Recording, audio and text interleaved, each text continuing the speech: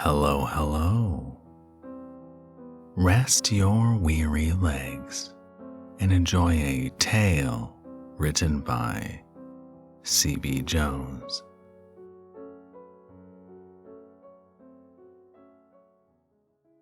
It wasn't until the third night of walking down to my mailbox that I noticed something was off about the man and his dog. It got to the point where I could almost set my clock by the two of them, and I suppose likewise could be said by them about me. I'd get home, shed the dress clothes of the day, put on some gym clothes and a t-shirt, make dinner, and then maybe a drink. It would be at that point in the evening in which I would realize that I hadn't yet gotten the day's mail, and I'd pad barefoot down the driveway to the mailbox by the curb. There was something serene about this ritual.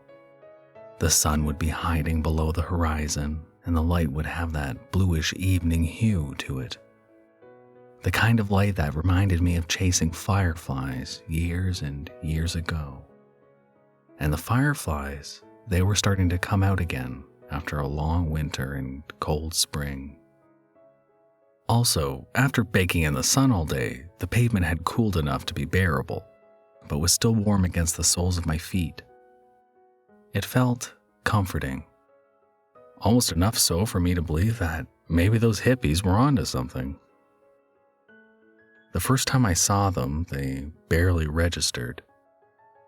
I lived on a busy street, and it is not uncommon to see pedestrians and dog walkers. The only thing that stood out was that the dog was moving.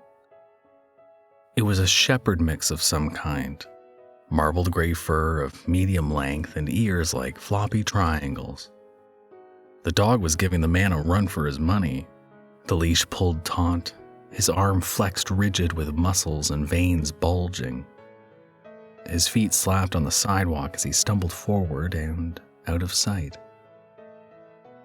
The next night, the same, although this time I got a better look at the dog. Its face regal and determined, head held high. It bore no signs of distress, no anxiety or those high-pitched dog noises as it pulled on the leash. I hoped my presence didn't embarrass the man. The fact that he was getting his ass handed to him by his dog.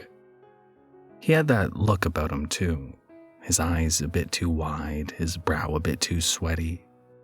It made me feel sympathetic. If I saw him again, I thought I might give him some words of encouragement, something witty that he could chuckle over. Let him know he wasn't the only one who had been in that situation before. "I know how that goes," I'd say. "Oh boy, he's got a motor on him." Or simply and more crudely, "Leash training's a bitch, eh?" After my usual routine, I went out for the mail. Sure enough, several houses down, there they were. At the rate they were moving, I wasn't going to have to linger awkwardly by my mailbox to force an encounter.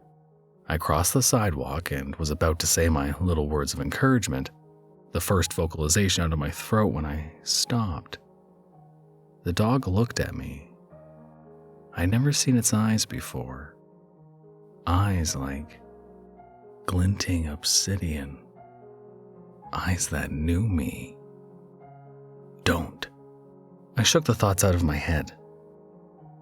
It's only in hindsight that I realized I shouldn't have. But they were now passing me, and that's when I realized that the man was wearing the same clothes that he had worn the previous 2 evenings. Maybe it's a work uniform or something. Or he's pulling a Steve Jobs and wearing the same outfit each day. I started staking them out each evening. I'd park myself in a lawn chair, Bermuda grass tickling my feet, a beer at my side. The man's back grew more hunched with each passing night, his neck wobbling like a bobblehead toy. The soles of his shoes began to deteriorate, the toes of them bent back and flapping underfoot. On the 6th evening, he left pieces of rubber in my driveway. The mystery of his clothes was finally solved. The polo shirt was beginning to fray at the edges, tears at the sleeve, his khaki shorts dirty and stained, Yet he didn't respond when I called out to him. Forget social niceties or not being awkward. "Excuse me, sir," I yelled. "Sir, are you okay?" the next day. "Do you need any help? A glass of water?" After that, I tried to take a picture with my phone, but it was just a blur. Enough was enough. The man needed help. And on the 9th night, they came once again. The man more bedraggled. He sported an unkempt beard, the facial hair I had watched grow steadily longer for the past week or so. His eyes were glassy and his lips were dry, cracked, and split. "Excuse me, sir. Let me help you," I said, darting from my chair. "Just let me hold him a bit. Get you a glass of water." His eyes went wide with surprise as I broke into his personal space and grabbed his hand. It was like he didn't even see me coming. "What?" he said, looking at me like he hadn't seen a fellow human in a very long time. The leash cut into my palm and I was able to cut the distance and slow the dog down some, but we still skittered along as he continued his march forward. "Let it go, man," I said, prying his fingers from the strap. When I did so, he stared at his hand in amazement, the thick calluses on his finger. A hysterical laugh erupted from his chapped lips as he collapsed to his knees, eyes skyward in jubilation. But I didn't get to soak in this strange scene for long, for my arm was almost yanked from its socket and I was sent stumbling forward. I righted myself and tried to plant my feet, to no avail. God damn, that dog was strong. I yelled back towards the man, "Hang on, I'll bring him back." He was so lost in his state, I don't think he heard me. If he did, me bringing the dog back was the very last thing he'd want. The last thing anybody would want. First, there was the fear and the anxiety that I wouldn't be able to control this dog, and that I would just have to let him go and then deal with the fallout and guilt of losing a beloved pet. How naive of me. How foolish. It was several blocks before I knew something was wrong. I tried yanking with all my might to get that damn dog to stop. Yelling was no use, he only ignored me.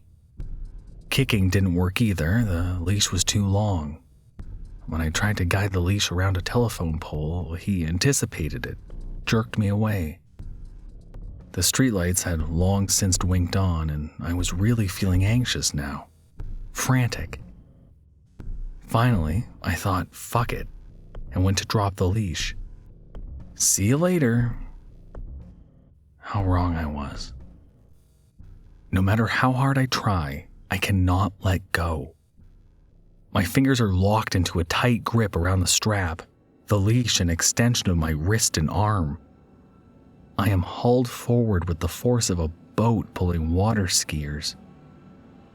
What else could it be but magic?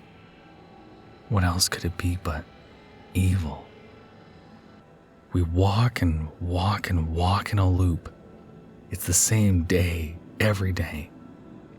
The first lap, I passed down houses I'd known and went down streets I'd never been down before.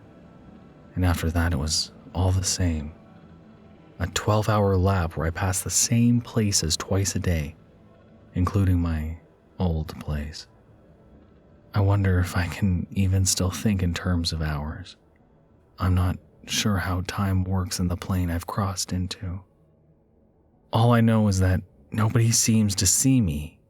People pass by without a word and they don't hear when I ask for help. But how did I see the original man and his dog? How was I able to take this cursed baton? Maybe it was just my time. Maybe it was just my turn. I drink from the sprinklers we pass, but it's never enough to fully quench my thirst. There's a hunger I've never known, a hunger that only grows. If I could only sit down for a bit, Just a few minutes is all I'd ask for. But no, the dog is a damn dog. No doubt some beast that's escaped from the very pits of hell. How he ignores my pleas to stop. How his tail wags when I moan in pain or scream at the heavens. The toenails of my big toes have long since fallen off. That was many miles ago. After all the half-dollar-sized blisters, the scorching concrete, the sloughed skin from the soles of my feet. But it was before the most recent ghastly development. The heels of my feet like a can of exploded biscuits. Islands of flesh on seas of exposed fascia. It's only a matter of time before the bone is exposed and starts clacking on the sidewalk. I can only think about how much better I'd be doing if I'd only been wearing shoes. Maybe the hippies were wrong after all. My phone hasn't been able to make a call. No 911, no nothing. It's forever locked in no G. However, there's a house we pass twice a day. A colonial with its lights always on no matter the time. For some reason, I get a Wi-Fi signal there. There's no password and it lasts for about an entire block. I've sent emails out to no avail. Emergency distress signals, still can't make a call on Skype or FaceTime. But I did find this place. So today, I've been writing my story left-handed. Writing the words distracts me from the pain in my feet and legs. How tired I am. The fear I feel that this is going to be forever. I've got it all typed up and ready to go. When I get by that special house, I'm going to hit submit. At the risk of sounding like Papa Roach, this is my last resort. Maybe one of y'all can figure something out. Send help. Please.